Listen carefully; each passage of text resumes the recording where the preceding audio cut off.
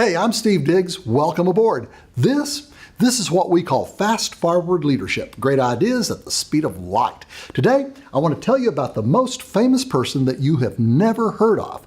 What was this person's name? His name was David Dortwart. Now, I'll tell you a little bit about David. David grew up in New York. He grew up in upstate New York. His parents were not wealthy people. He was born in the first 15 years of the century, 1915. And he didn't have a lot financially going for him, but his parents loved him, and it was a very tight family. Over the years, David grew to love the American West. He loved the American West, he loved the cowboys, he just loved all of that.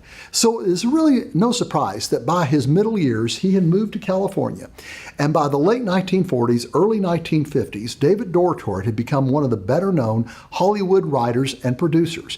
Matter of fact, he had produced several major Western movies, various things. However, there came a time in the mid-1950s when David began to struggle. He began to realize that what he was putting on the screen in front of America really was not true. He was depicting the American cowboy as a restless, gunslinging sort of person that had no ties, no moral code, and so forth. But he knew from his own studies that this wasn't the case. Many of the people who had pushed westward were family people. Many of these people had deep family convictions and family values. Many of them were Christians. Some of them were actually going west to share Christ with other people. They were people who believed in stuff. And David, he was struggling with this. So in 1957, David came to NBC television and he said, I want to do something different. I want to build a television show that depicts a lot of this. And they said, great, David, you're famous. We'd love to have you. He said, well, I want to do a cowboy show. They said, great. Now, there wasn't anything special about cowboy shows. There were lots of them. They were all 30 minutes long. They were all produced in black and white. And they were usually produced on back lots in Los Angeles, so they didn't have to go on location pretty cheaply.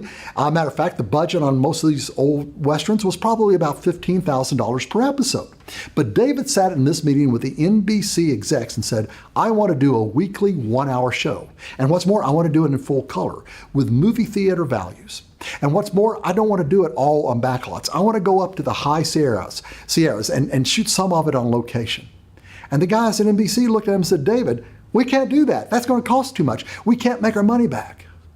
Well, David thought about it, and he got back with them and he said, listen, if I will agree to put some of my own money into this venture, if I will have some skin in the game with you guys, would you do it? And they said, yeah, we'll do it. And so with that was born a brand new type of Western. It was situated right here with this family.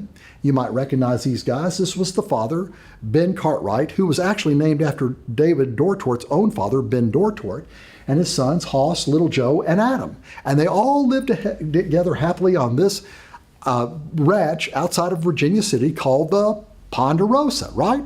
Now, again, many of you have seen the show. Many of you know what it is. Some of you may not. But I can tell you that in the 1950s and 60s into the early 1970s, it was a top 10 show year after year after year. It was translated probably into more languages in other countries than virtually any other TV show of the era.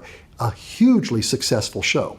And David's goal in a lot of this was to kind of help Americans understand what the American West had been like.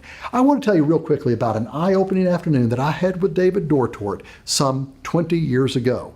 David was an old man by that point. I can still remember this. My son Joshua and I had gone out to the West. I was thinking about building a guest ranch here in Nashville at that time, and I thought, well, maybe it'd be wise to go out west and check out some of the dude ranches, guest ranches, understand the business model. So I took Josh with me. We flew out to Las Vegas. We rented a car and started going to a bunch of different states, going to guest ranches over a couple of weeks. Well, at any rate, we got through a couple of days before our flight back home. I'm not a huge fan of Las Vegas, so I said to Josh, why don't we go to Los Angeles and I'll take you to Disneyland? He said, great. So we drove over to Los Angeles, and I can still remember it was Saturday morning. We were at the hotel. I had already gotten ready. Josh was finishing up, and I got to thinking about David Dortwart. And I got to wondering, could this man still be alive? And so, me being me, I just picked up the telephone directory. Now listen, for those of you in here that are under 40, a telephone directory used to be a big book with lots of people's names and phone numbers in it. And anyways, I started looking through this directory. I went to Bel Air, there was no David Dortort. I went to Beverly Hills, there was no David Dortort. I went to Los Angeles, no David Dortort. But finally I did go to Bel Air, and right there under the D's was a David Dortort. So again, I just picked up the phone and called the number.